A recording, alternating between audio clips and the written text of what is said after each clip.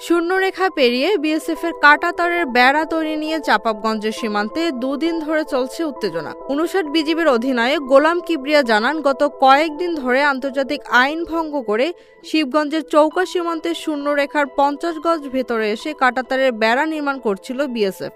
জানা গেছে, আন্তর্জাতিক সীমান্ত পিলার ১৭৭/১S ও ২S এর এলাকায় ৬ মাস আগে বিগত আওয়ামী লীগ আমলে সীমান্তের নোম্যান্স ল্যান্ড থেকে ৫০ গজ এগিয়ে বাংলাদেশ অভ্যন্তরে আন্তর্জাতিক শূন্যরেখার ১০০ গজের মধ্যে ভারত একটি কাঁচা রাস্তা নির্মাণ করে। সেই রাস্তার পাশে পুনরায় কাঁটাতারের বেড়া নির্মাণ করার সময় এই উত্তেজনা তৈরি হয়। এ নিয়ে গত সোমবার ও মঙ্গলবার দুদফা পতাকা বৈঠক করে বিজিবি। পরে মঙ্গলবার আবারও বিএসএফের পক্ষ থেকে ৬ মাস আগে নির্মিত অবৈধ রাস্তার পাশে বাংলাদেশের অভ্যন্তরে কাঁটাতারের বেড়া নির্মাণের কাজ শুরু করলে বিজিবি আবারও বাধা দেয়। এতে উত্তেজনা বৃদ্ধি পায় সীমান্তে, বন্ধ থাকে বেড়া নির্মাণের কাজ।